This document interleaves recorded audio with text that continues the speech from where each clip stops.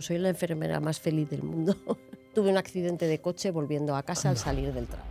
Viví lo más horrible de un ingreso y es estar en una unidad de hospitalización con otras 6 personas quejándose, llorando. Me encontraba fatal, que no sabía lo que me había pasado. Dije, cuántas cosas tengo. Pedí que me trasladaran a mi hospital, donde yo estaba, en el Ramón y Cajal. Tuve la experiencia, pues eso, de estar en mi unidad, ingresada. Cuando la gente sospeche que puede tener un ictus o que puede tener un infarto, que llamen. Ya luego discriminarán. No, pues mire, lo suyo no es un infarto, lo suyo es una crisis de ansiedad. Bueno, pues ya está. En todo hospital está gerente, que es el máximo responsable, 3 direcciones: dirección médica, dirección de enfermería y dirección de gestión y servicios generales. ¿Dirección de enfermería no está por debajo? No.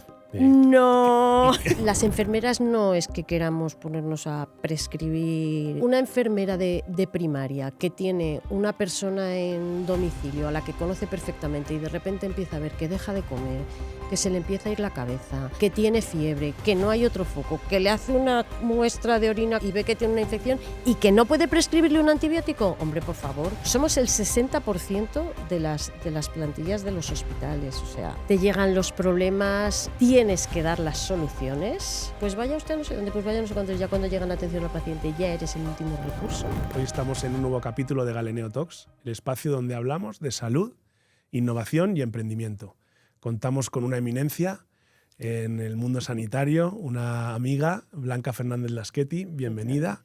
Un placer que hayas sacado tiempo para estar con nosotros y hablar de cómo una enfermera, pues además de asistir y tener una carrera asistencial, pues acaba montando una empresa y siendo pues la gestora o directora de un máster muy prestigioso en enfermería y otras miles de cosas que has hecho. Muchas gracias a todos por escucharnos y nada, empecemos como siempre. ¿Quién es Blanca? Lo primero, muchas gracias a ti, Jaime, gracias a Galeneo por invitarme a este podcast y espero estar a la altura. Sabemos que sí. No soy ninguna eminencia, Blanca Fernández Laschetti, soy una mujer absolutamente normal, con años ya, pero sí que tengo que decir que a pesar de los años, a pesar de tanto tiempo ya de trabajo, de actividad profesional y de vida personal, soy muy feliz, tengo cargas familiares, personales, etcétera, etcétera, pero aún así creo que soy, absolutamente afortunada porque tengo una vida feliz. Aunque quien dice que no se puede ser feliz, yo reconozco que sí lo soy. Siempre digo, soy la enfermera más feliz del mundo. Qué bonito. No habíamos tenido a nadie que en la introducción pusiera algo tan importante en su descriptivo, ¿no? En su descripción personal de ser una persona feliz. Enhorabuena y gracias por recordarnos que se puede ser y que hay que ser Sí, sí. feliz. Muy bonito, muy bonita introducción. Un poco por entrar en quién eres, en lo menos importante, en la parte profesional. De dónde eres, cómo acabas haciendo enfermería, porque es un poco la parte que te ha llevado a donde estás hoy. Pues soy madrileña, madrileñísima además, porque es que Madrid me encanta. Tuve una temporada de mi vida que vivimos fuera de Madrid y es que necesitaba volver a Madrid y es que me encanta. O sea, soy una fan de Madrid. Soy madrileña, soy familia, somos familia numerosa, somos 5 hermanos, 3 chicas, 2 chicos, con un padre militar que siempre nos ha exigido mucho. Él nunca ha hecho distinción entre los chicos, las chicas, todos hemos participado en casa, hemos ayudado en casa, hemos colaborado. Pese a ser estricto y militar, el Sí. sexo no había diferencias, no Nunca, había un trato. y estamos hablando ya de hace años, que y de yo un ya entorno. he cumplido los 60 y entonces hace años. Nunca, jamás ha habido ninguna distinción ni nada y sí que fue exigente con los estudios, siempre nos ha exigido mucho y siempre nos dijo que todos íbamos a estudiar. ¿Y todos estudiasteis? Todos hemos estudiado nuestra carrera universitaria, todos, sí. Él nos decía que cada uno estudiara lo que quisiera, pero obligatorio estudiar y obligatorio que lo hiciéramos donde él creía que lo teníamos que hacer, que era su herencia, la mejor formación para el futuro y que él decidía dónde era el sitio que nosotros debíamos estudiar. Él lo iba a pagar, por supuesto, pero él iba a decidir. Y yo creo que es la mejor herencia y desde luego a mí me ha servido para mis hijos la mejor formación que puedan tener. Luego ya ellos van solos. Entonces para mí creo que es una muy buena lección. Y sí, todos estudiamos nuestra carrera universitaria. Tuvimos hace unas semanas, lo puedes escuchar a una invitada, hablábamos de la psicología y del método impositivo. Y al final la clave es, se puede ser exigente pero amable, ¿no? Sí. Firmeza amable y exigencia amable. Y bueno, eso es un poco lo difícil y me gusta que la parte de resultados, aunque sea muy exigente, se pueda conseguir y tú eres un ejemplo de eso. Sí, yo creo que además es que cuando estás en ese momento de qué hago, qué estudio o incluso del colegio, tú tienes que tener una cabeza más lúcida y más brillante que la tuya en ese momento para decirte, mira, que es que ahora lo que tú ves tan claro no va a ser así, entonces hazme caso, que es mejor que ahora te esfuerces un poquito más porque luego... ¿Influía tu madre? Como mi padre era tan estricto... Por detrás, al final, la que movía claro, los hilos. Ella, no. Los hilos los ha movido mi padre, pero mi madre siempre ha estado ahí más de apoyo nuestro, más esto. Te tengo que decir que mi padre tiene 103 años ahora, que cumplió el sábado. 103, sigue con la misma cabeza exactamente igual de lúcida. Espectacular. Conectado a las tecnologías que vamos a tener que hacer algo para desengancharle del móvil, porque su regalo de 100 años fue un iPhone y es el más tecnológico. De la familia. Sí. Así que así es mi padre. Habría que preguntarle, ¿no?, qué piensa de la inteligencia artificial. La inteligencia artificial todavía no la entiende bien.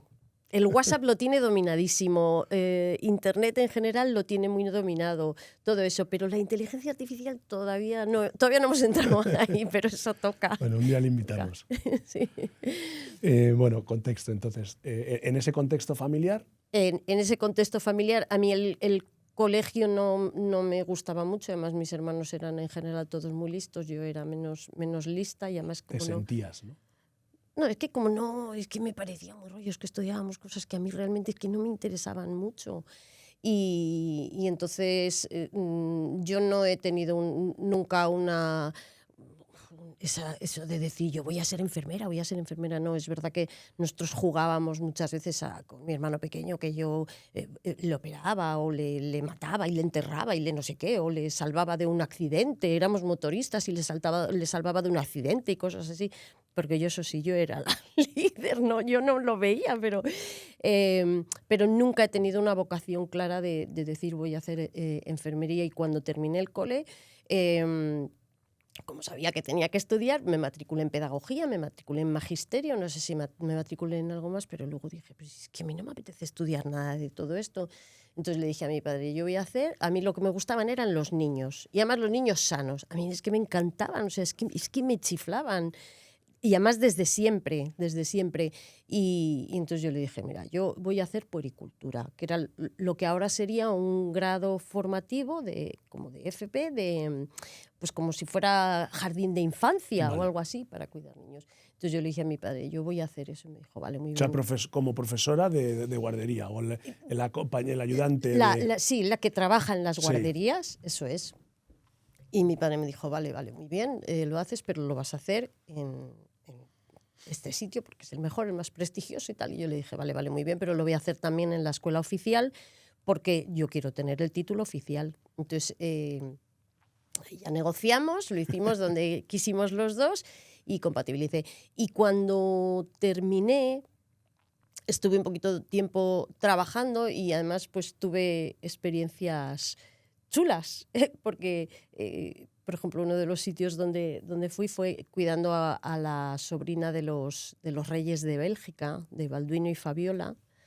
Wow. Estuve en Bélgica, estuve en un palacio en París, luego cuidaba a una de sus sobrinas, luego ya cuando ya empecé a estudiar enfermería la seguía cuidando los domingos. Entonces, bueno, pues a mí esa época ¿Y, o sea, como cuidadora o sabías francés o...? No. Estuve puntualmente. Un viaje que tenían un bebé pequeñito, tal, unos cuantos, y yo me iba y estaba ahí en el palacio. Bueno, es que eso es un experiención, vamos, No, brutal, maravilloso. brutal. ¿Has vuelto a ir? ¿Has tenido algo No. de relación? No. No, bueno, estuve luego muchos años cuidando a la niña el fin de semana porque, pues eso, en una familia numerosa, pues todos tenemos, claro, mi padre dijo, yo no voy a pagar 5 carnes de conducir, así que el que se lo quiera sacar, ya sabe. Pues entonces, pues nada, pues me iba un verano entero a cuidar a una niña y cuando llegaba tenía mi dinero para mi carne de conducir y así. Pero luego cuando ya estuve un poquito de tiempo ya dije, no, esto no es lo que quiero hacer toda la vida. Ahí ya sí que me había metido más en el mundo de la salud y eso, y entonces ya dije, yo quiero hacer enfermería. O sea, lo decidiste sola, no fue normalmente, bueno, o en mi caso, digo normalmente, en mi caso fue que yo tengo una madre médico que no quería ser médico, sabía que quería salud, pero no quería ser médico, estaba dudando entre animales. O sea, sabía más o menos dónde quería ser por gente que me inspiró. ¿Nadie te inspiró? No, el caso es que yo tenía un tío abuelo, que era ginecólogo, pero no hay nadie más de mi familia que sea de salud. ¿Qué va? Son todos abogados, economistas, tal, ingenieros, tal, pero no, en aquel momento... Pues es que o sea, no sé muy bien por qué. Sí, a lo mejor yo tenía ese rum que quería, pues, como esa vocación de servicio, de estar con las personas. Ya había estado muy cerquita de los niños, pero las personas enfermas también. O sea, todas esas poblaciones así más vulnerables me han llamado siempre la atención. Mira, te digo, por ejemplo, que me está viniendo a la cabeza, por ejemplo, todo lo que es la adopción, los niños que abandonan, que están en orfanatos, que cosas de estas. A mí eso siempre me ha despertado mucha ternura y también mucho entender qué hay que esos padres puedan dejar a esos niños o tengan que dejar a esos niños sin querer juzgar a nadie ni nada, ¿sabes? Pero eso, y que luego cuando hablemos de otra parte te diré como mi tesis, por ejemplo, pues fue en esa dirección, ¿sabes? O sea, esas poblaciones vulnerables a mí siempre me han... Y entonces, pues los enfermos, pues sí, también me despertaron ahí. Dije, ya he estado con niños sanos, ahora voy a... Y entonces fue ahí cuando decidí, voy a hacer enfermería. O sea, que vuelves a estudiar, te vuelves a matricular en la universidad donde quisiste o en la que dijo tu padre. No, en la que dijo mi padre. En la que dijo mi padre. Además, como yo en el colegio no sabía que quería estudiar, yo hice mixtas. ¿Te acuerdas que hacíamos ciencias, letras o mixtas? Sí. Pues yo hice mixtas, que era lo que te daba así un poquito para todo. Pero cuando quise entrar en enfermería en la universidad donde él quiso, que fue en Salus Infirmorum, que es adscrita a la Pontificia de Salamanca, allí me dijeron, con mixtas no, tienes que hacer un curso previo de biofísica, bioquímica y bioestadística. Imagínate, a mí que me gustaba tampoco estudiar todo eso. Otro año más. Y entonces sí, me matriculé, hice ese curso de biofísica, bioquímica, bioestadística, luego hicimos un examen de ingreso, ya entré y ya empecé allí a estudiar enfermería. ¿Y estudias enfermería en Madrid? Estudio enfermería en Madrid. ¿Y terminas enfermería? ¿Y había ya especialidades en esa época? No. Todavía no había. No. Luego hablamos un poco de cuál es cómo está organizada la enfermería a nivel académico y a nivel profesional. Entonces, terminas enfermería y ¿dónde acabas? ¿Dónde empiezas? Termino enfermería, por en medio los fines de semana sigo cuidando a la sobrina de la reina, porque había que sacar dinerillo, y casualmente un cirujano plástico, estando yo haciendo las prácticas en el Ramón y Cajal, me dice que necesita a alguien para que le ayude en su consulta y que si quiero yo empezar a trabajar con él en la consulta. O sea, durante la carrera. Durante la carrera. Entonces había... una tarde a la semana que no teníamos clase, porque dábamos las clases en el hospital por la mañana, porque normalmente hacíamos prácticas por la mañana, teníamos a lo mejor 1 hora o 2 de clase todavía en el hospital y luego toda la tarde de clase, pero había así toda la carrera. Eres profe de la Universidad Europea. Sí.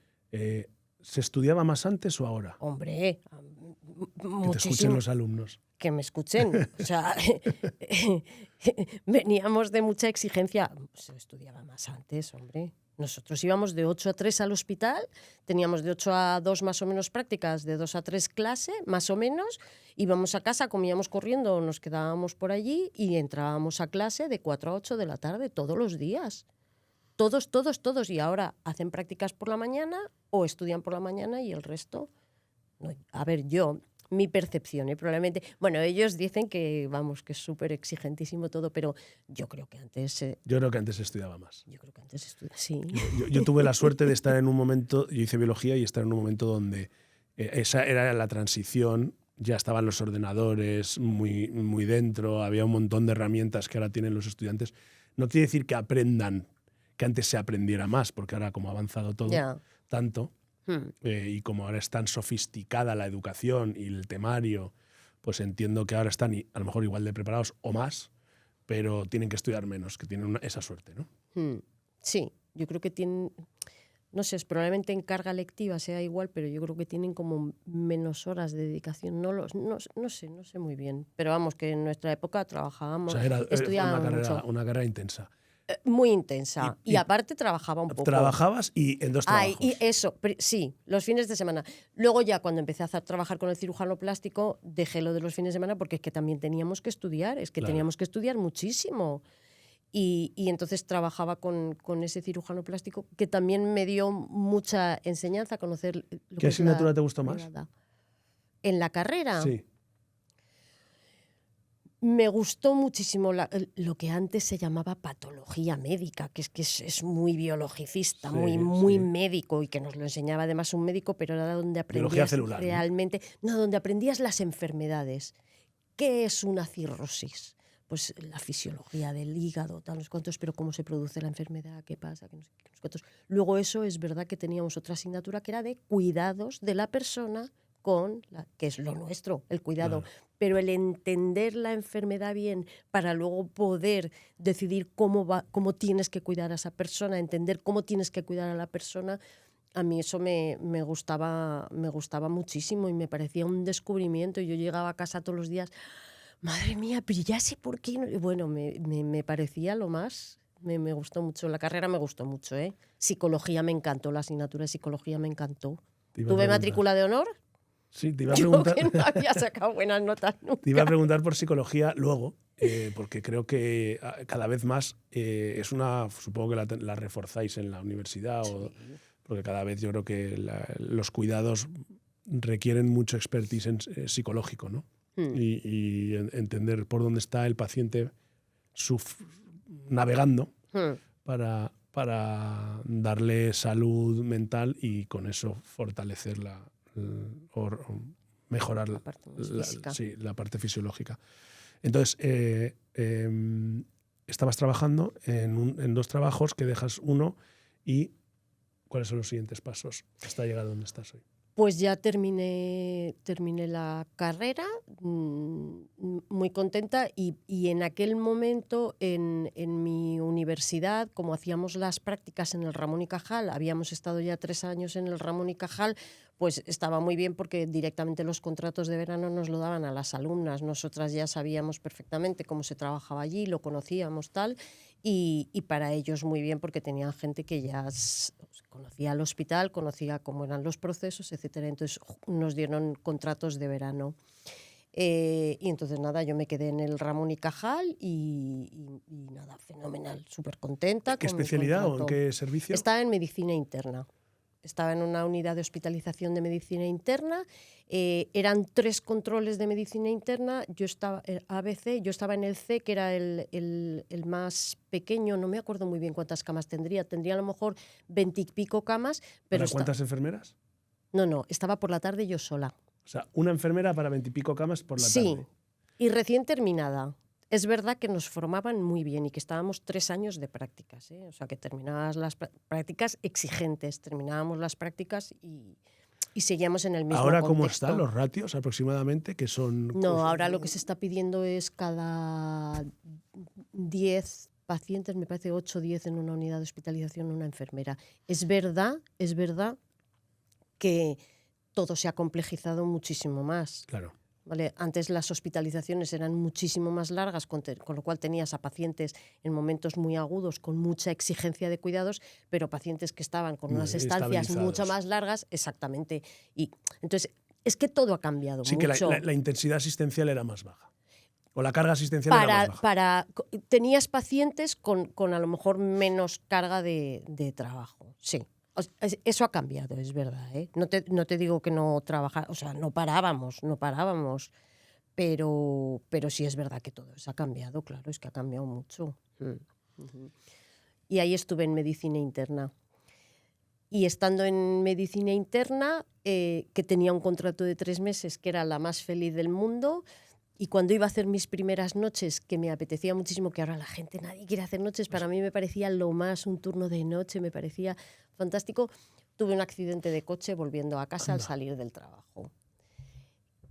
Me ingresaron en La Paz, viví lo más horrible de un ingreso, y es estar en una unidad de hospitalización con otras 6 personas quejándose, llorando, yo que me encontraba fatal, que no sabía lo que me había pasado, no sé cuántos, y ahí dije, cuántas cosas tenemos que mejorar, esto no puede pasar.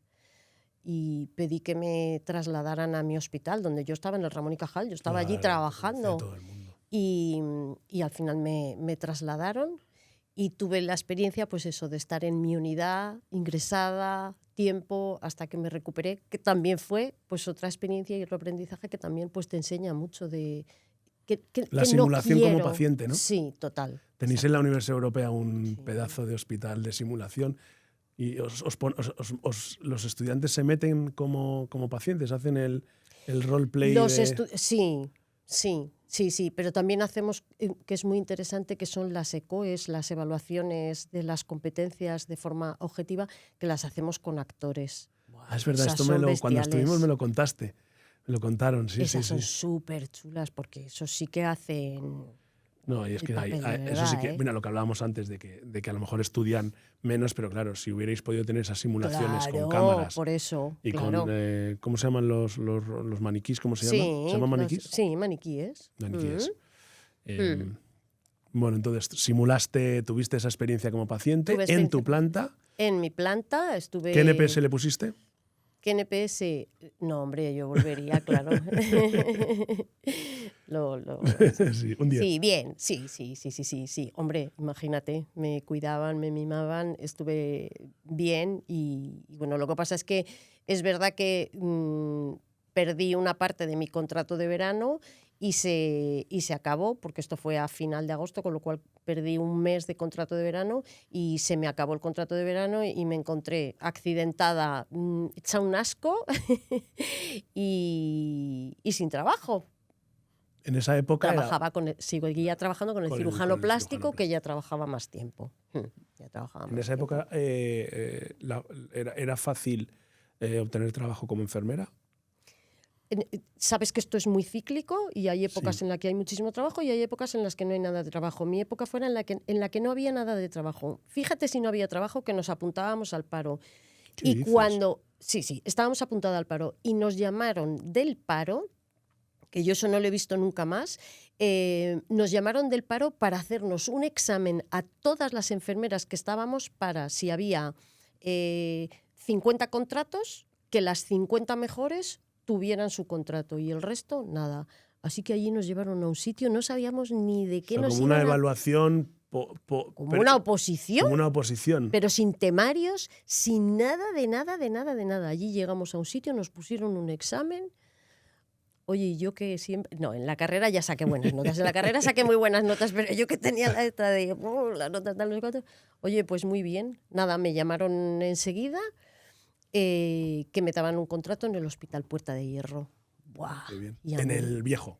Sí. En el viejo, no, en el antiguo. En el antiguo. Bueno, perdón. En el histórico. En el histórico. Maravilloso. Me daban un contrato en Puerta de Hierro y empezaba a trabajar el día 2 de enero. Y luego ya en Puerta de Hierro estuve varios años, estuve 6 o 7 años. Y muy bien, maravilloso. ¿También en medicina interna?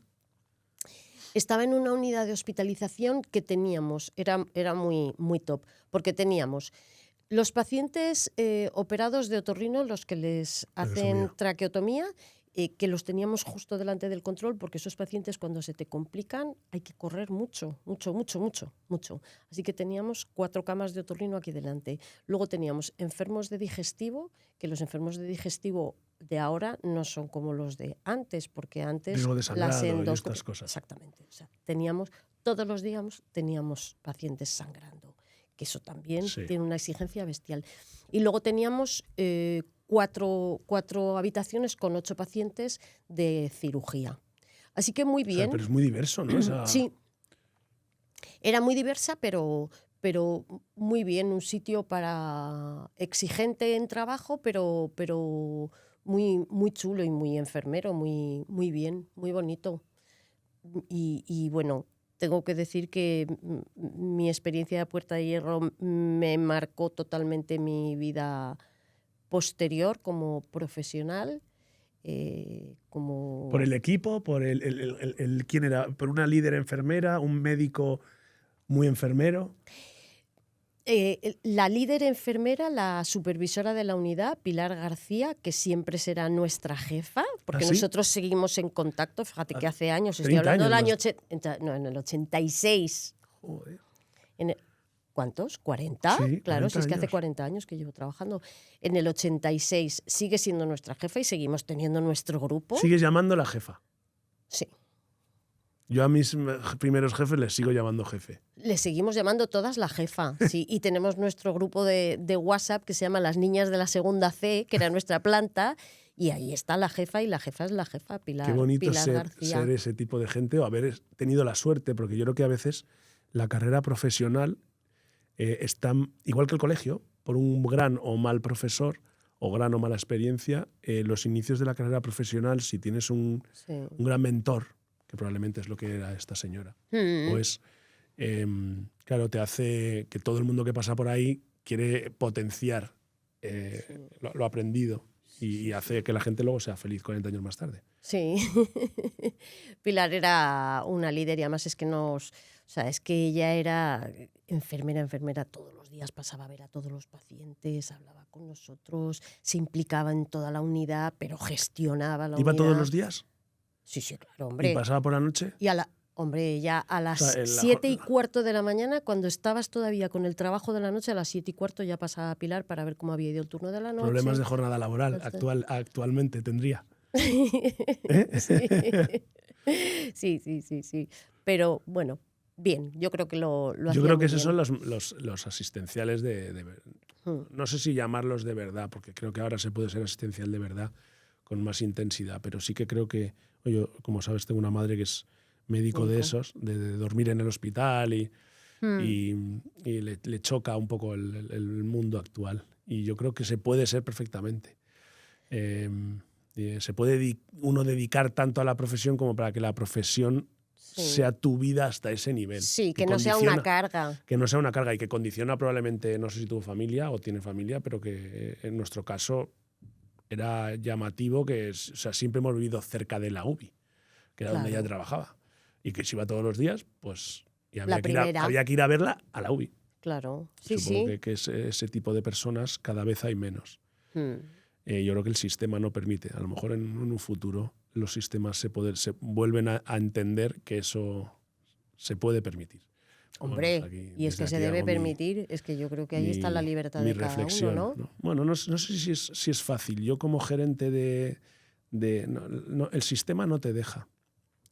Aunque yo quisiera tener a un miembro de mi equipo, no te deja. Asumes demasiados riesgos y le tienes que decir a la gente que trabaja mucho, corta.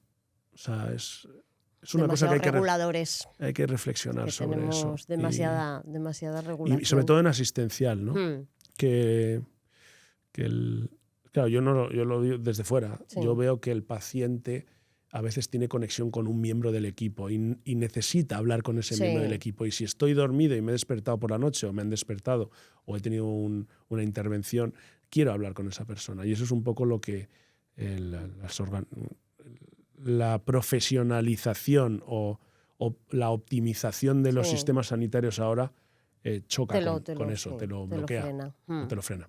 Bueno, entonces tienes una gran mentora, enfermera. Tengo una gran mentora. Me decías, tenías una buena líder, tenías un médico que era muy enfermero. No. Los médicos eran muy médicos. Pero formábamos un equipazo. O sea, es que ellos tenían tanta confianza en nosotros que sabíamos perfectamente cada uno lo que teníamos que hacer. Estábamos tan compenetrados.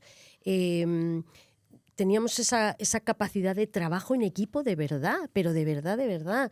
Si nosotros les llamábamos y les decíamos, es que te tienes que venir de casa ya, si les llamábamos a las 5 de la mañana, te tienes que venir ya, ellos sabían que es que había que ir ya, porque nosotras ya habíamos hecho todo lo que teníamos que hacer y estaba todo preparado para que ya entrara él. Así con quien fuera. Teníamos esa autonomía para hacer todo lo que teníamos que hacer hasta el punto donde sabes que ya otro profesional tiene que entrar porque ya es su trabajo, es su competencia y ese trabajo en equipo allí era su máxima expresión y a mí eso me gustó y me marcó para siempre y lo mismo, o sea, seguimos teniendo conexión entre todos los miembros de la unidad, pero no te digo solamente con los médicos, por ejemplo, para los pacientes de digestivo la alimentación es súper importante. Claro. Súper importante. Ahí había lo que se llamaba antes la gobernanta, había gobernanta que era la que se encargaba de la ropa, de los pacientes, tal, no sé cuántos, pero se encargaba también de la alimentación. La gobernanta estaba allí también formando equipo para saber cómo iba el paciente. Venga, pues le subimos la dieta de proteínas. No, venga, pues vamos a esperar, pues dejarme que le voy a dar la comida así, pero luego... Ahí éramos un equipo todos sabíamos que el paciente era nuestro objetivo, que mejorara, que se curara o al menos que mejorara para poder irse a casa y ahí éramos equipo. Y bueno, para mí eso fue, maravilloso y así estuvimos 6 años, sí, no sé cuánto tiempo estuve, 6, 7 por ahí. Y luego ya me fui. ¿A dónde? me fui. A ver, es verdad que yo creo que hay que cambiar, o sea, cuando estás un tiempo en un sitio hay que cambiar. Yo fui súper feliz en Puerta de Hierro, pero estoy segura de que si hubiera estado mucho tiempo más ya me hubiera desgastado, porque opté a mi plaza en propiedad y me dieron la plaza en propiedad en el Hospital de la Princesa. Y entonces me cambié de hospital porque me habían dado la plaza en la Puerta Princesa. de Hierro, Ramón y Cajal. Ramón y Cajal, Puerta de Hierro, la Princesa. Y La Paz, unas horas. Bueno, La Paz, sí. O unos días. O sea, has tocado... Como paciente. Sí. 4 de los hospitales más relevantes y más imponentes de Madrid. Bueno, yo creo que incluso desde Europa, ¿no? Son buques insignia, yo creo, de sanidad. Sí. Y entonces me voy a la Princesa y nos tienen que asignar plaza. Y entonces, y esto, que nadie se lo tome mal, pero esto es una realidad de aquel momento. Nos llevan al despacho de recursos humanos, dirección, tal, y me dicen, bueno, pues nada, muy bien, fenomenal, bienvenida y tal. ¿Dónde te gustaría trabajar? Y le digo, pues a mí me gustan las unidades de hospitalización quirúrgicas. Me gustaría estar en una quirúrgica. Vale, fenomenal. Bueno, pues te vas a ir a urgencias. Digo, bueno, pues ya está, pues me voy a urgencias. Vale. Pasa la que viene detrás de mí, que es que luego coincidimos en urgencias y dice ella, bueno, bienvenida, tal, ¿tú dónde quieres estar? Dice, pues yo quiero estar en la urgencia. Dice, pues te vas a ir a neurocirugía. Así nos colocaron. Pero bueno.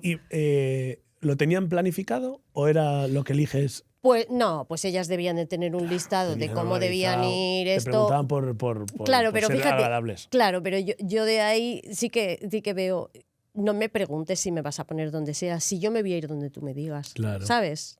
O sea, siempre que preguntemos algo, aún en investigación, siempre que preguntemos algo es para hacer algo luego. No puedes preguntar para luego hacer lo contrario, no porque es de una incoherencia total. Si tienes unidades quirúrgicas y yo te digo, me preguntas y yo te digo que quiero irme a una quirúrgica, mándame una quirúrgica, no me mandes a la urgencia. Pero bueno, que ya está. Aprendí también mucho. Estuve otros 3 o 4 años en urgencias. ¿En urgencias? En urgencias en la Princesa. Estuve allí. Sé lo de la compañera porque es que luego coincidí, porque luego ella consiguió venirse a urgencias. Oye, ¿y las urgencias en esa época son como las de ahora? Las que estás hablando de urgencias, y hemos tenido aquí al doctor Fernández Ferro, y yo trabajé con él en un proyecto de la mejora del ictus. Y entonces, en urgencias, ¿cómo entra el ictus? aprovechando que la gente nos oye y que en el capítulo que hicimos con el doctor Fernández Ferro, hablando sobre urgencias ictus, la gente no lo sabía, me gusta recordar que cuando alguien tiene un infarto o un ictus, lo más importante y lo prioritario es llamar al 112 y que se active el código ictus o el código infarto, estés donde estés, porque la mejor manera de que te traten pronto y que eso determina tu supervivencia o tu discapacidad posterior es activar el código y que se te trate lo antes posible. Uh-huh. Y no quiero dejar la oportunidad de, ahora que hablamos de No, urgencias, de recordar a la ver, gente. es verdad, son dos problemas de salud, dos enfermedades que son tiempo dependientes, con lo cual cuanto menos tiempo pase, mejor es la tasa de éxito en supervivencia. Y menos la discapacidad. Exactamente, con lo cual efectivamente. Pero la gente no sabe que tiene un ictus. Ya no lo sé, pero... Entonces, claro. cuando la gente sospeche que puede tener un ictus, que efectivamente, o sea, tal cual lo has dicho, Sí, sí. efectivamente, pero cuando la gente sospeche que puede tener un ictus o que puede tener un infarto, que llamen. Ya luego discriminarán, no, pues mire, lo suyo no es un infarto, lo suyo es una crisis de ansiedad. Bueno, pues Claro. ya está, pues no pasa Claro. nada. Pero sí que ante la sospecha es mejor, porque es verdad que el tiempo ahí juega a favor del paciente. O sea, esa llamada es fundamental para la supervivencia y el éxito que la gente de la persona. Estoy pensando, la gente se piensa que lo mejor es ir a urgencias y a veces lo mejor no es ir a urgencias, es llamar al teléfono de urgencias, Claro. y que el teléfono de urgencias organice las cosas antes de que Claro. tú hayas llegado Claro. a urgencias. Entonces estaba pensando, a raíz de esto que te he dicho, porque estuve yo trabajando de consultor, que luego hablaremos porque tú eres consultora, tenéis un proyecto muy interesante que hacéis consultoría de enfermería y entiendo que en algunas facetas mejoráis procesos y organizaciones de diferente manera. Estaba pensando cómo sería un código infarto o cómo sería un código ictus hace 40 años en una urgencia. Claro, no teníamos. A ver, estaba todo muy organizado, ¿eh? Los flujos de pacientes, la atención estaba súper organizada. O sea, la urgencia o la tienes organizada o aquello es un caos. Entonces, estaba muy organizado, pero es verdad que no había código infarto, no había código ictus, no había el triaje como lo hay ahora, pero sí que en cuanto entraba un paciente... No había hemodinámica. No había hemodinámica, bueno, según los hospitales. Sí, hace 40 años ya. En Puerta de Hierro sí había hemodinámica. Vale. Sí. Lo que pasa es que no llegaba una persona con un infarto y lo metían directamente a la sala de hemodinámica y le colocaban el stent. No. Se le ingresaba en la unidad, se esperaba, en la unidad o en la UCI, se esperaba, tal. Es que, claro, todo eso sí que ha cambiado mucho. Y hombre, por ejemplo, todo lo del triaje pues ha servido mucho, primero o sea, por el nivel de gravedad de la persona, para poder atender de una forma razonable, acorde a su esto, y por la organización de toda la unidad. Blanca, estás en este entorno donde haces urgencias. ¿Cuántos años estuviste? Pues estuve otros 4. ¿Mejor o peor experiencia? Interesante, pero ¿te gustó más la primera, no? Sí. Las de la Interesante, segunda C, ¿no? Sí, mucho más, las niñas de la segunda C, vamos, segunda C. Total. Interesante porque aprender cómo funciona un servicio de urgencias y todo lo que se cuece en una urgencia para luego la gestión es muy importante. Y entonces, de aquí te vas. ¿Cuándo llegas a Castilla-La Mancha? Pues, ¿Es después? Sí, vale. sí. Entonces, ¿se te termina tu contrato? No, porque yo ya ahí tengo mi plaza en propiedad. Vale. A mí no se me termina mi contrato, pero me caso. Ah, amigo. Me caso. Mi marido es urólogo y en aquella época no había trabajo para los médicos, o sea, no había. Entonces, pues nada, cuando él termina la especialidad, nosotros nos conocimos trabajando en Puerta de Hierro. Cuando él termina la especialidad no hay trabajo, entonces pues empezamos un turno de mendigar auténticamente trabajo por ahí fue él a buscar trabajo y le ofrecieron en Valdepeñas un contrato. Y cuando ya se reincorporó en Valdepeñas, le dijeron, pues abren un hospital en Alcázar de San Juan, un hospital general que está muy bien porque lo abren de cero, y además como hay este problema de profesionales, se está yendo muchísima gente que acaba de terminar, mucha gente de Madrid, de hospitales muy buenos, se están yendo allí que les están contratando. Y entonces él fue, le hicieron la entrevista y le dijeron, sí. Y os fuisteis a Alcázar. Entonces nos fuimos, primero yo me quedé, bueno, tuve un niño, me pedí una excedencia maternal, porque ya te he dicho que para mí los niños son muy importantes y los míos eran lo más de lo más. Entonces yo he decidido que yo quiero cuidar a mis hijos, estar con mis hijos, entonces me pido una excedencia. Entonces, al principio me quedo yo aquí con el niño, pero luego ya pasaba un poco de tiempo hasta que ya se trasladaba a Alcázar, entonces al final me fui a Valdepeñas, luego ya nos fuimos a Alcázar y nos fuimos para estar unos meses y estuvimos 20 años. Wow. 20. Y... Claro, yo te preguntaba antes que si eras de La Mancha, porque como había estado tanto tiempo... ¿Qué va? Pensé, bueno, soy súper madrileña. ya te veo. Tengo un hijo manchego, pero yo soy súper madrileña. Muy madrileña. He vivido bien allí, ¿eh? Sí, he vivido bien. Tengo que darle muchas gracias. Y estás cerca. Y estoy cerca y sigo teniendo allí mi piso. Claro. Sí. Y estuviste allí 20 años, llegaste a directora o a subdirectora de enfermería. Antes de entrar en este capítulo, me gustaría que hiciéramos un paréntesis y habláramos de cómo está organizada la estructura. Cuando tú eres enfermera, ¿cuáles son los niveles? Un poco por dar contexto. Quiero saber cómo está organizada la enfermería en un hospital, o cómo estaba y cómo está, y luego qué especialidades hay. Vale.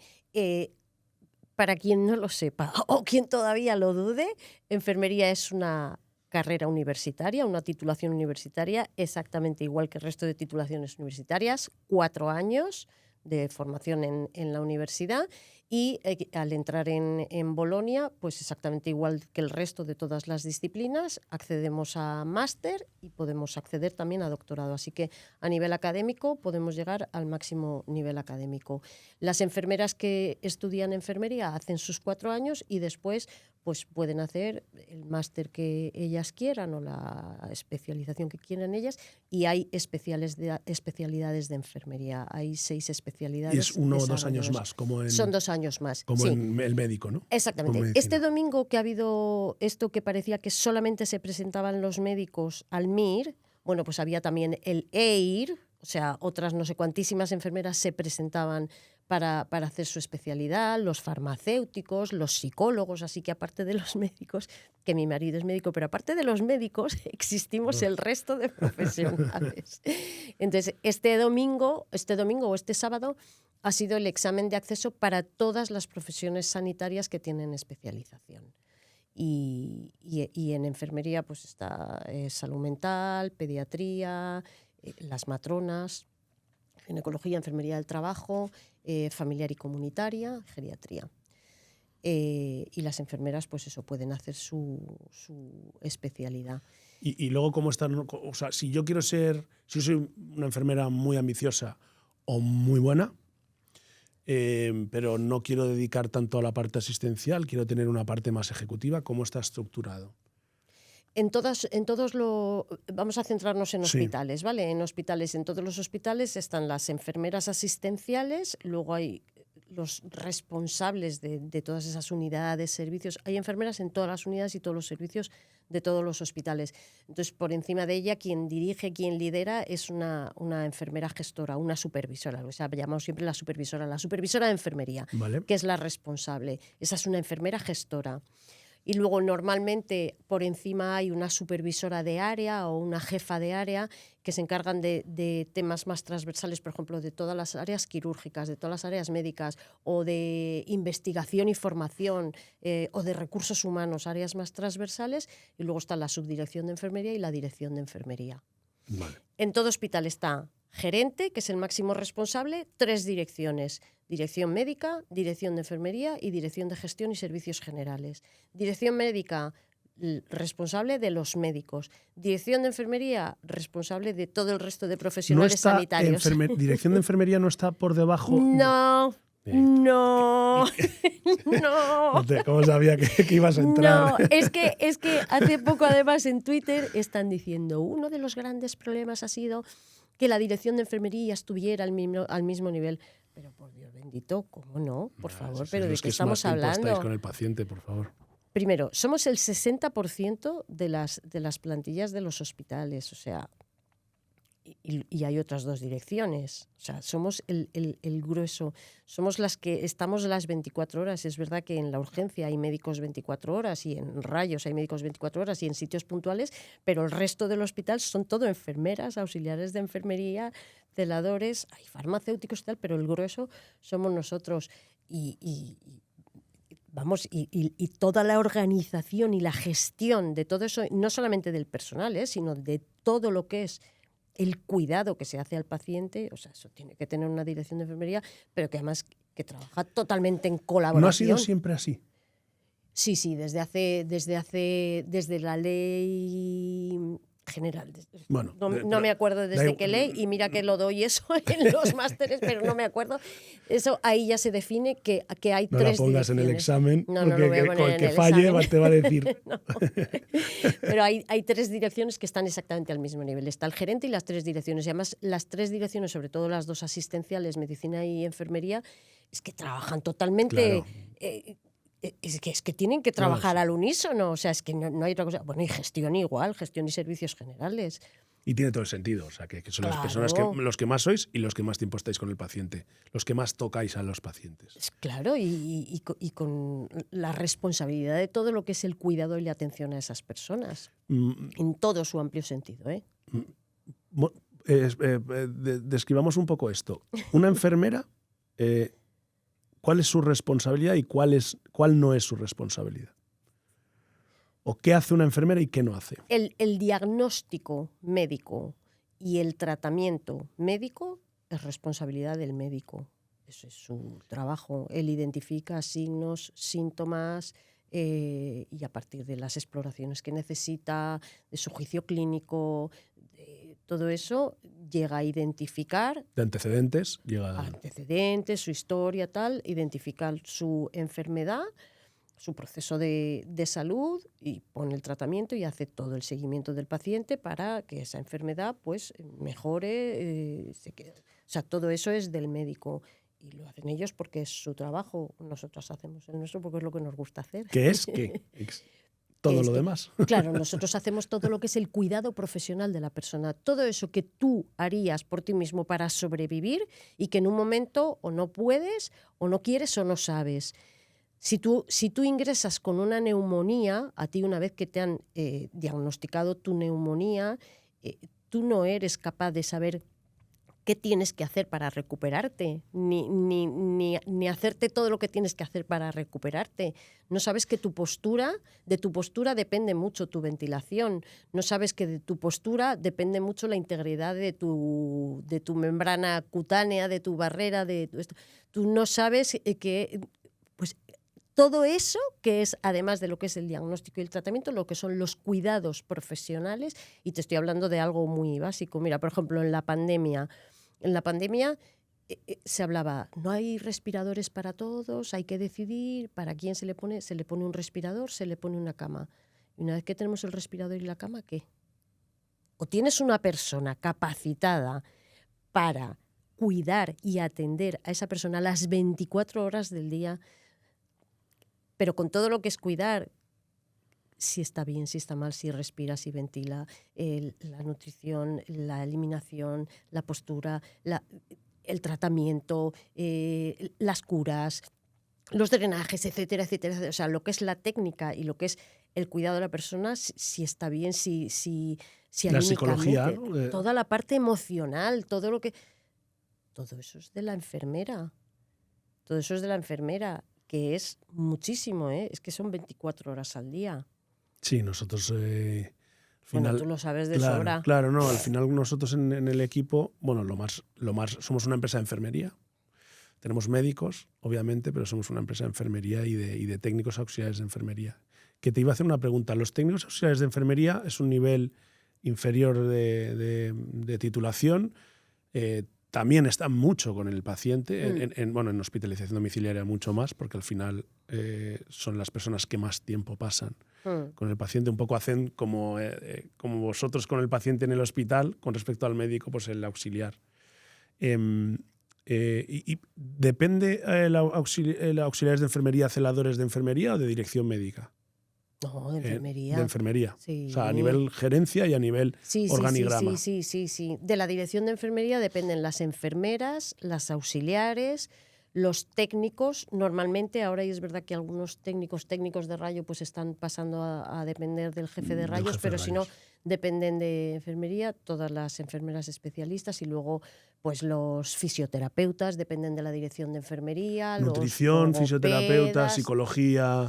Los psicólogos más bien de neuro, ¿no? la dirección médica. La dirección médica.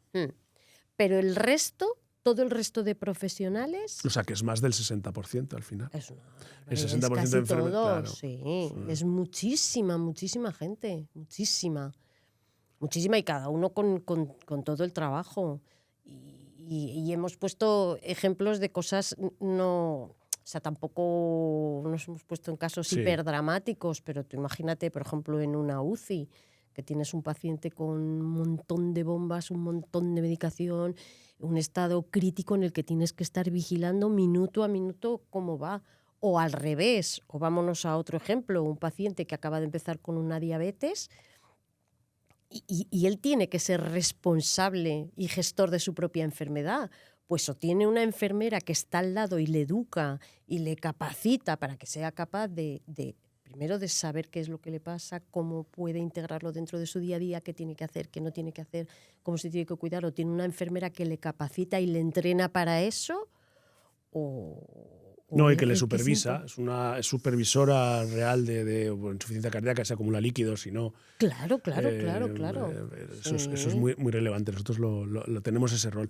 ¿Cómo en Estados Unidos hay un tipo de enfermera que está como más cualificada, llega a prescribir?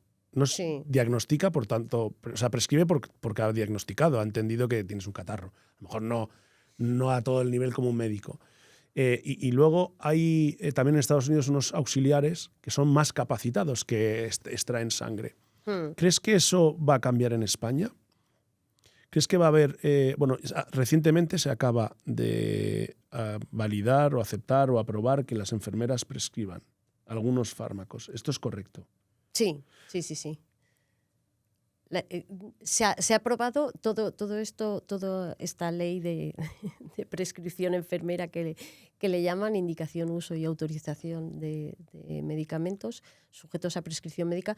Eso se ha tratado y se han hecho guías clínicas para que haya esa delegación a las enfermeras, porque tienen la capacidad de hacerlos. Y eso se ha trabajado enfermeras, médicos, etcétera.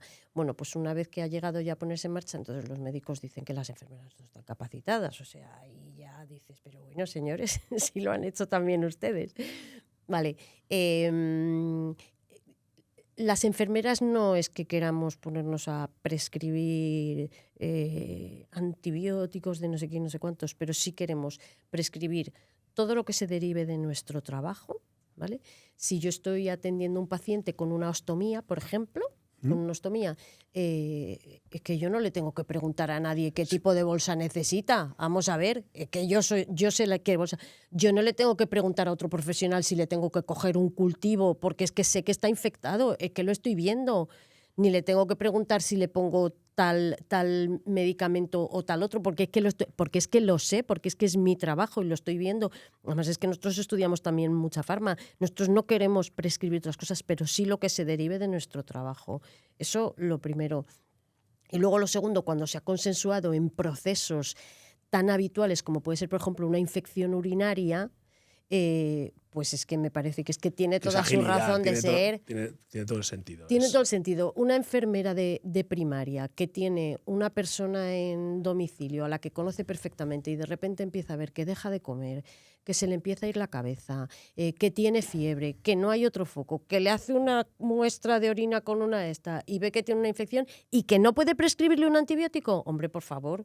Sí, probablemente lo hagan. Claro. lo hagan, a lo No, mejor no lo hacen hacen la porque receta no lo hacen porque no es legal. Claro, pero le llama al médico y le dice, fulanito, que le para usted es un Claro, antibiótico. claro, O te llama al médico y te dice, oye, ¿qué le pongo? Y le dice, claro. pues hazme la...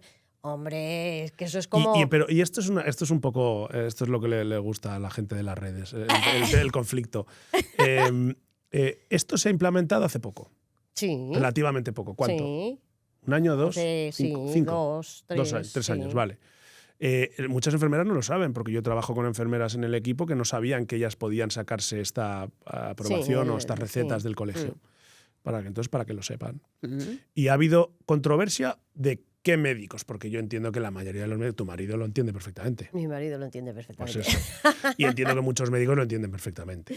Sí, bueno, pero ya sabes Pero que hay mucho requiere un corporativismo. nivel, claro, sí, bueno, egos, poder, Sí, entiendo que el claro. colegio, pero también poniéndome en su lugar, ¿deberían todas las enfermeras dar un plus más de formación para ahorrarnos problemas que en medicina sí se da? ¿En este sentido? Requiere... Hombre, a ver, es que si la prescripción fuera para todo tipo de medicamentos y para, pues a lo mejor sí, Claro, pues al final probablemente tienes que estudiar sí, medicina. pero claro, pero si es que ese no es nuestro objetivo, si es que yo no quiero diagnosticar a una persona si tiene una endocarditis bacteriana, si es que no, que si es que no me interesa, o sea, a mí no me interesa su endocarditis bacteriana, sí quiero cuidar lo mejor que pueda a esa persona con esa endocarditis bacteriana para que se recupere bien. Ese es mi trabajo. Y es que no quiero ni diagnosticarle ni tratarle, vamos, ni yo ni ninguna de las enfermeras no queremos. Pero si hay un proceso tan habitual como es una infección de orina, que es claro y meridiano cuando hay una infección de orina, que es que lo puede hacer cualquiera, no cualquiera, sino gente con... Sí. O sea, lo podemos hacer Cualquier nosotras. enfermera. Cualquier enfermera, exactamente, perdón. Lo puede hacer cualquier enfermera. Pues ¿qué? O sea, ¿qué hay detrás? Sí que o sea, hay otros argumentos que no se dicen porque no son correctos, pero hay otros ¿Crees que esto intereses. es un tema de tiempo y de ajuste es un tema de tiempo? Sí. ¿No? Fíjate que las plazas de especialidad de atención primaria se quedan desiertas. Los médicos no quieren estar en atención primaria, por lo que sea. Yo tengo mis argumentos, no quieren, o muchos, hay muchos a los que les encanta y lo hacen fenomenal. Mi médico de atención primaria es absolutamente maravilloso. Doctor Gorosabel, maravilloso. Sí. Maravilloso. Y mi enfermera de atención primaria, maravillosa. Ana, maravillosa. Pero no a todo el mundo le gusta. Entonces, o la atención primaria la reestructuramos un poco. Es que tenemos enfermeras especialistas. Hay que agilizar y tiene todo el sentido tenemos enfermeras especialistas en atención y comunitaria. Pero ¿tú crees que no pueden compartir los roles de los que cada uno es capaz hasta su máximo nivel? Por supuesto que sí, lo único que necesitamos es reordenar bien. Pero como no reordenamos bien, entramos en estos conflictos tan feos que a mí no me gustan nada, ¿eh? A mí lo de pelearnos porque vosotras, porque nosotros, porque... Superado. Ahí queda. Yo soy partidario de que muchas facetas, igual que del auxiliar que podría hacer más, porque en otros países lo hacen y pueden y no tienen muchos riesgos y está demostrado, entiendo que enfermería podría hacer más. Y además el futuro va a ir en esa dirección porque los médicos no tienen tiempo para diagnosticar y validar tratamientos y supervisar enfermedades pese a la IA con el volumen de pacientes que llegan y que van a llegar y que esto es una ola. Probablemente ellos sí tienen que diagnosticar y tratar a todos, pero todo el seguimiento, por ejemplo, del crónico pasa. Sí, en el paciente. Sí, vamos a estar totalmente coordinados. Además, hay dinámicas, nosotros lo vemos, hospitalización domiciliaria, esas dinámicas fenomenalmente bien se hacen y los médicos, tenemos geriatra, gente de urgencia, de medicina interna, directamente delegan muchísimo con control y supervisión, pero delegan muchísimo en el criterio de enfermería, que me parece lo lógico porque es la persona que está en la casa. Volvamos a La Mancha. Si me permites. Sí. Estás en La Mancha, muy contenta, con tu familia, subdirectora. ¿Y qué pasa? Bueno, no, antes de ser subdirectora pasaron muchas cosas. Ah, sí, vale. Me fui a La Mancha muy contenta, me fui con mi niño pequeño, me fui en excedencia maternal y cuando me quise incorporar, era un hospital grande, un hospital de 400 y pico, un hospital general, y cuando me quise incorporar, que yo estaba en excedencia porque yo tenía mi plaza en propiedad, pues oye, que no me daban una comisión de servicios ni a la de mil y me costó, Dios ayúdame, tuve que volver a reincorporar aquí. ¿Ya sabías que querías en ser Madrid. gerente? ¿Que querías hacer No. algo de gerencia o lo llevabas No, dentro? no, yo estaba todavía Con muy tus pacientes feliz. asistencial, sí. Me tuve que reincorporar aquí en Madrid, que me reincorporé a la urgencia porque me tenía que reincorporar ya a trabajar, que se me acababa la excedencia, pero no me daban allí la comisión de servicios hasta que me la dieron. Y cuando ya me dieron allí la comisión de servicios, justo el día anterior se había ido el enfermero que trabajaba en el servicio de atención al paciente. Entonces me metieron a mí, me pusieron a trabajar en el servicio de atención al paciente, un servicio que yo dije, Dios mío, ¿aquí qué voy a hacer?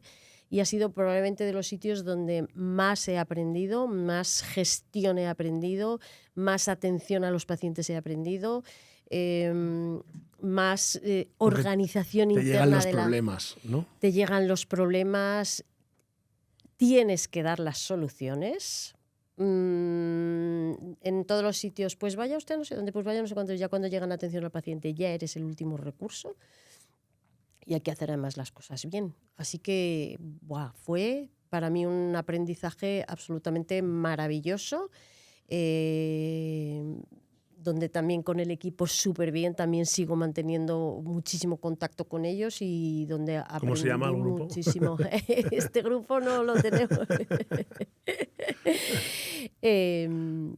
Muy bien, la verdad que aprendí muchísimo, trabajé muchísimo y muy bien. Y en aquel momento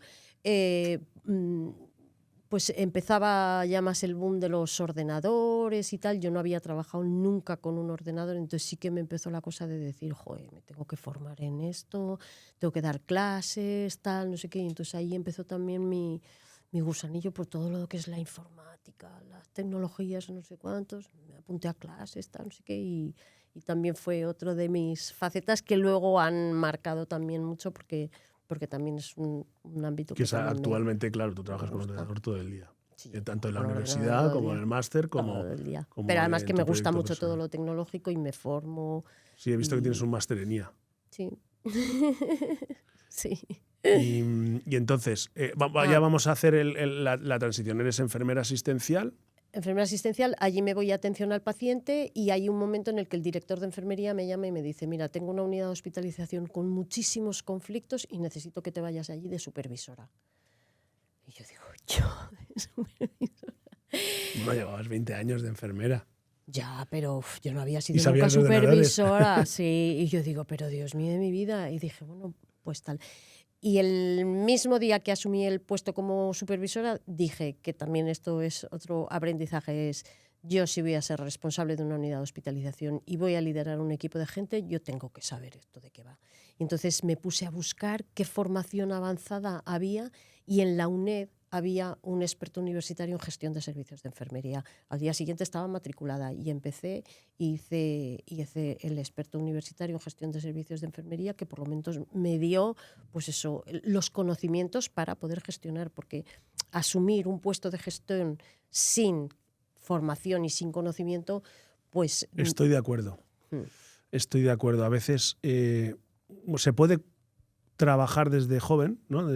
Con mentoría, pero la gestión es más difícil de lo que la gente se cree y hay que formarse. Y depende de qué máster. Yo soy partidario de que hay que buscarse un máster bueno, no cualquier máster, pero muy, muy específico para para prepararte sobre el problema que tenéis, un máster como los de la Universidad Europea, por lo menos. En aquel momento es que la única formación que había era esa, no había más. La UNED hizo este máster, era con enfermeras gestoras muy buenas, eminencias. Maripaz Monpar, que es una eminencia en gestión, que fueron las que iniciaron la formación en gestión y lo hacían ellas, o sea que bien. Pero es que no había nada más. Ahora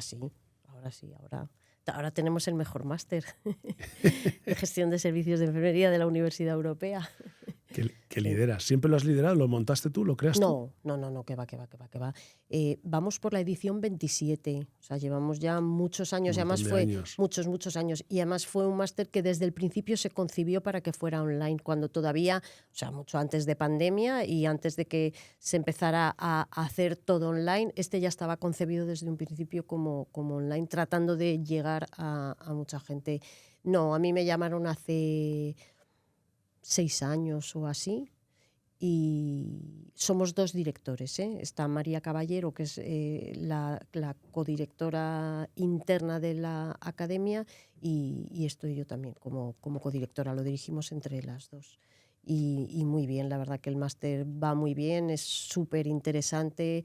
Tenemos un claustro de profesores maravilloso, con una tasa de empleabilidad. Te quiero decir que muchas de las enfermeras que se forman con nosotros luego sacan en los concursos de plazas para supervisión, sacan su plaza como supervisora, su plaza sí, se les adjudica el puesto de supervisora, y muy bien, la verdad es que es el mejor. Yo, la verdad es que, Blanca, llevamos 1 hora y pico hablando, se me ha pasado volando, me da un poco rabia porque creo que debemos volver a quedar. Se nos ha quedado la mitad de tu carrera profesional y un poco lo que más se asemeja a nosotros, a la innovación, el desarrollo de cómo va la enfermería del futuro, los proyectos que estás involucrado, la parte de investigación. Entonces, me gustaría que volviéramos a vernos. Nos emplazamos. O te pido que nos volvamos a ver para continuar con este podcast. No sé si tienes algo que decir, que te gustaría decirle a las enfermeras actuales o a las jóvenes enfermeras que están estudiando o que quieren ser, antes de despedirnos. Muchísimas gracias y te dejo la última palabra. Nada, lo primero, darte las gracias, porque yo he estado súper a gusto. Yo también podría estar aquí horas hablando y charlando. Para las jóvenes enfermeras, pues decirles que tenemos la profesión más bonita del mundo, y además que somos lo que queremos ser, exactamente eso, queremos ser enfermeras, somos enfermeras porque queremos ser enfermeras, porque queremos hacer lo que hacemos, queremos hacer el cuidado profesional de las personas, y que aunque pase el tiempo podemos seguir reinventándonos, reilusionándonos y buscando otros focos que son tan de interés para trabajar, como puede ser al principio pues un hospital, un centro de salud, pero que tenemos muchos otros ámbitos tan ilusionantes. Yo creo que hemos terminado fenomenal, con unas palabras muy bonitas. Me ha gustado el principio, hay que ser feliz, tú lo eres, enhorabuena. Muchas gracias a todos por vuestro tiempo y nos vemos pronto en la segunda parte de este capítulo. Gracias.